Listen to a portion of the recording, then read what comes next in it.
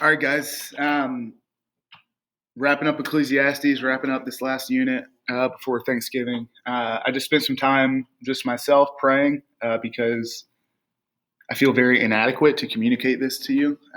So let me just pray again that maybe you'll really find the meaning that is here, and that the Spirit will just speak through me, so that you guys will be able to receive the truth that's in this text.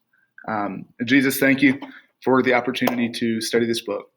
God, just in this next 15 minutes, Lord, give me wisdom. Lord, give these students an ability to focus, to dig deep, to think about their own lives, even as they're very distracted at home. And we pray all these things in your name. Amen.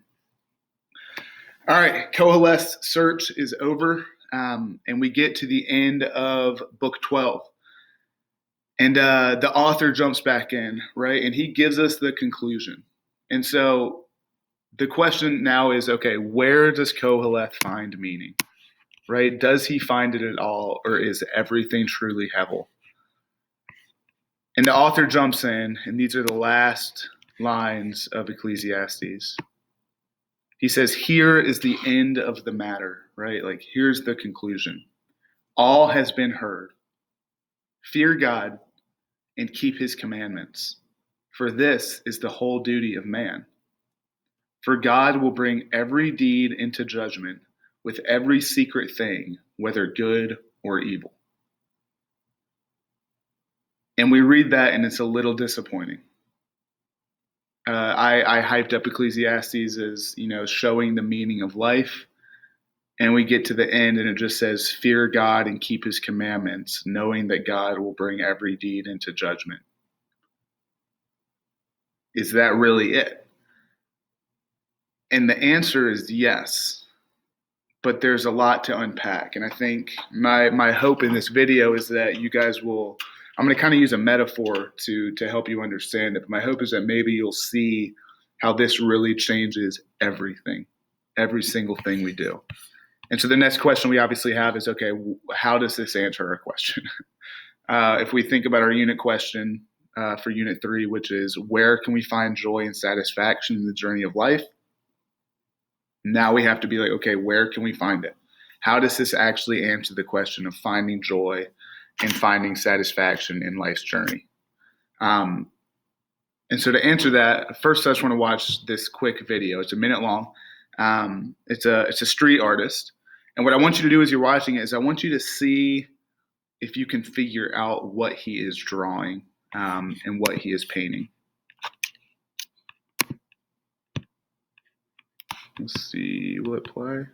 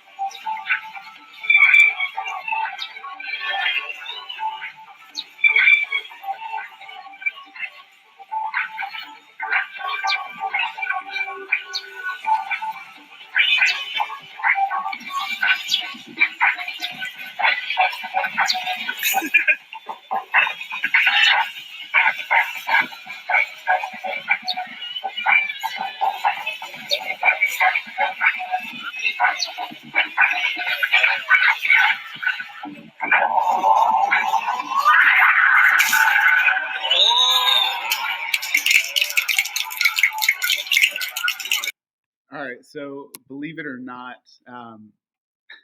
as you see, it's a picture of a face. This video has actually really helped me to understand my own life, to help me understand the world, probably more than anything. It wasn't meant to be that way, right? This is not something that I found because it was like, hey, watch this video if you want to understand life. I've actually just kind of stumbled upon it. But yeah, I think it's the secret in a lot of ways to unlocking Ecclesiastes. And so let's look at how this video actually, I think, answers the question of where can we find meaning and satisfaction on life's journey. Upside down, right? When he was drawing that piece of art and it was upside down, what it was a bunch of meaningless lines, right? So if we go back and look at it again, the artwork, as long as he was working on it and it was upside down, right?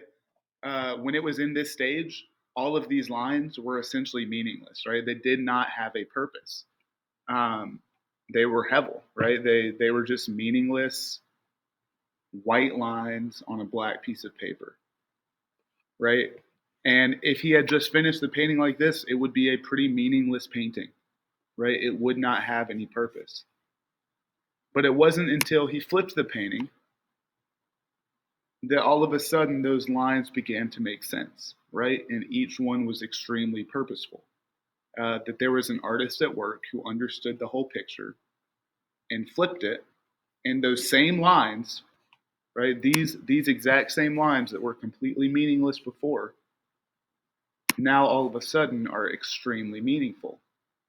And each one has a purpose and a job and is necessary, absolutely necessary, to complete this piece of artwork. So if upside down, that piece of artwork was a bunch of meaningless lines, when it flipped, every single line had purpose and meaning, right? And the artist knew what was going on the whole time. He knew what the whole picture was going to be. He knew what the whole painting was going to be. And even when we didn't necessarily see the meaning, there was still meaning there, right? There was still a purpose. Once the picture was flipped, once the artist was ready to flip the picture, all of the meaningless lines became meaningful. And here's how I think this really answers the question of Ecclesiastes. Koheleth is exactly right. Okay? He really is. Chapters 1 through 11, he is exactly right. If we look at life under the sun, if we try and fill that missing piece in our heart, right, the piece that keeps us from being satisfied, from being completely content, if we try and fill it with anything under the sun, then life truly is meaningless. I mean, that's a big statement, but it's true. If you try and find meaning and true satisfaction under the sun, then life really is meaningless. Nothing is going to fully satisfy you. Nothing is going to fill that missing piece in your heart. Literally nothing. And again, if you don't believe it, try it. Right? That's the only advice I can give. If you don't think that this is the case, that nothing will actually satisfy under the sun, go try it. Experience it for yourself, and I promise you, down the road you'll come back and you'll realize I'm still feeling empty. So Koheleth is exactly right. Under the sun, life truly is meaningless unless the painting flips. Okay, so go back to that metaphor.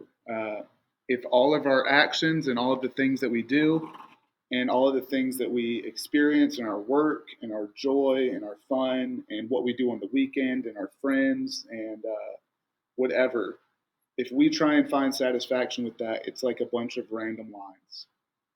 It doesn't make sense. It doesn't provide meaning, and we're left empty. However, if the painting flips, then every single thing we do has meaning and has purpose because it's a part of something greater, right? And so this is a big unless. I'm going to underline that.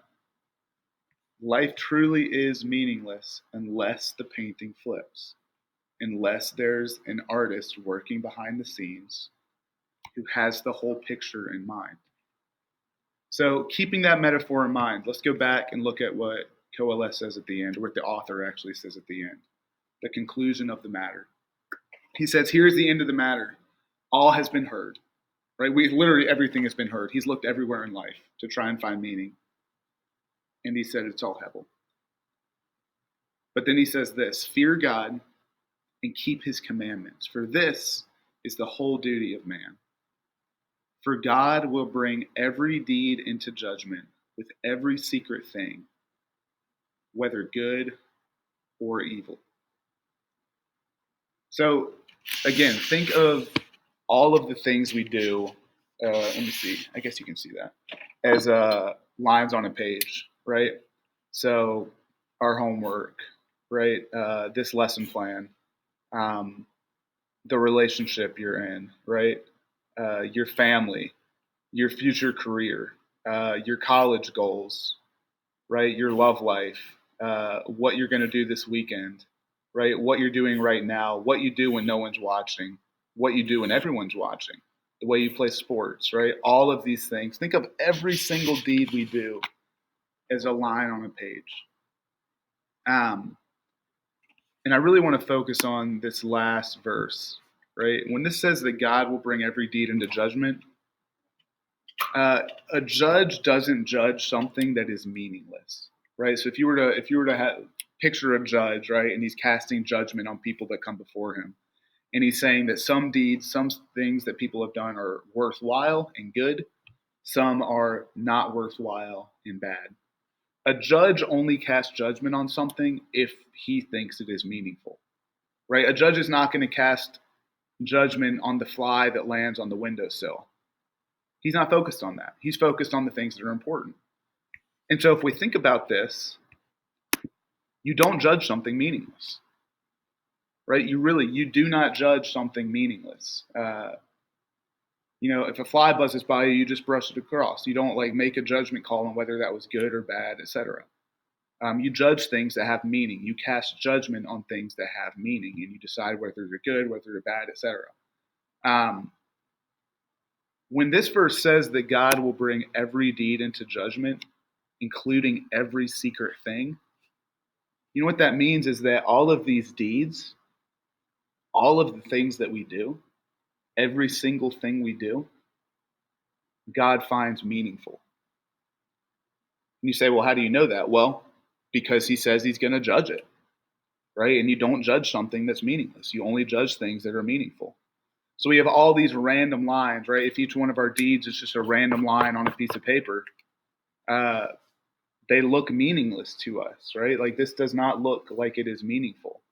From our point of view, these are meaningless lines, right? Our actions we sometimes feel are meaningless, right? Whether I get an A or an F on this paper, it's meaningless. However I treat my family is meaningless. However, whatever I say today, it doesn't matter because I'm going to die, right? Whatever I do today, it doesn't matter. I'm going to die. No one's going to remember me, right? And if we're just looking under the sun, if we're just looking at this point of view, that's true, right? But then this verse says that God is actually cares so much about every single deed that he's going to judge it, right? Suddenly, every single deed becomes meaningful. And so this is where the painting flips, right? So we're going back to the painting metaphor. Life really is meaningless if the painting doesn't flip, right? If we're looking at the upside down lines that we can see from our point of view, and we look around at the world and we try and find meaning, we're not going to find it, right? Because it's all just meaningless lines on a page. But if there is an artist who deeply cares about everything we do, right, and cares enough to judge it, if there's an artist who cares about everything we do, then everything we do, all of these deeds, have eternal meaning because it's a part of something bigger, right? That if one day the painting is going to flip all of the things that we thought were meaningless, right? The way you go to school, the way you work, the way you go to sleep and then do it again, the way you live for the weekend and then it's Monday and then you take it from the top. All of that sort of what seems to be meaningless repetition. If the painting flips, if there's an artist who's working the whole time, then suddenly we can go back to Ecclesiastes and read it completely differently. And we can almost just, this is Ecclesiastes 1 2, but flipped, right? Meaningful, meaningful. Everything is utterly meaningful, right? Because it's one small line in this beautiful piece of artwork that God is creating, right? Meaningful, meaningful. Everything is utterly meaningful. Um, you'll notice that's just the inverse of what Koheleth actually said at the beginning. So again, just think about it this way: if there is no artist, right, and this is where uh, God's existence and the birth and death and resurrection of Jesus, everything is hanging on that, right? If there is no artist, if there is no God, if Jesus is not actually God, then life really is like this, right? Completely meaningless. You're going to die. I'm going to die. And people will forget about us, right? Most of our work will eventually evaporate. Um, our great, great, great grandkids probably won't even remember us, right? Like there is no purpose if there is no artist. But if there is, right, if there is someone greater than us who cares about every single deed we do, every single line on this canvas of existence, right, then suddenly all of those meaningless lines become meaningful. And everything we do has meaning. My making this video has meaning. The way you watch this video has meaning. The thoughts you're thinking have meaning. What you do after this has meaning because it's all a part of something bigger, right? And we're just hoping and praying and trusting and believing that the canvas is going to flip, that there's an artist at work. And so, how does that answer our question, right? Unit 3. What will satisfy the human heart? Let's go back to what I said on Monday. There's a missing piece. Um, there's a piece in the human heart that is not satisfied and is looking for satisfaction. What is actually going to satisfy? Well, we know nothing under the sun is, because this is all that's under the sun, is what looks like meaningless lines. But if there is an artist, then what's going to provide satisfaction is knowing and living like we are a small part of something greater, right? That actually everything under the sun is meaningful, right? If there's someone who's at work, if there's an artist who has the end goal in mind, right? And so I want y'all just to kind of walk away with that, right? I hope that, to me, this is what gives me meaning every day. This is why I stay alive, right? Is because that my work that I do is purposeful because I'm trusting and I'm believing that there's an artist who's going to flip the page, right? And take everything that looked meaningless and make it meaningful. Take all of my actions that sometimes feel meaningless because I'm going to die, and they're going to be meaningful. If that's not true, we're all screwed, right? I mean, that's the harsh reality of it. If God is not who he says he is, if Jesus is not who he says he is, and there's no artist at work, then Koheleth is exactly right. Meaningless, meaningless, everything is meaningless. But if there is a God, if there is an artist, right, and I firmly believe there is, because he's shown himself to me again and again, and I hope you come to see that his existence is very real as well. Um, then all of these meaningless lines are a part of something so much bigger and are therefore full of meaning. So, guys, I hope this hope you understand this metaphor to a certain extent, right? I hope you keep it in the back of your mind. I think about it all the time, every time I see the world, and I'm like, this place doesn't make sense. There's so much hurt, and there's so much confusion, and there's depression, and there's anxiety, and there's people that are dying, and there's sickness, and this is just messed up. And then I think it is messed up, right? And right now, this is what I see. But I'm trusting that the camera's going to zoom out and the painting's going to flip. And one day we'll see this, right? A beautiful, purposeful piece of artwork where every line was truly meaningful.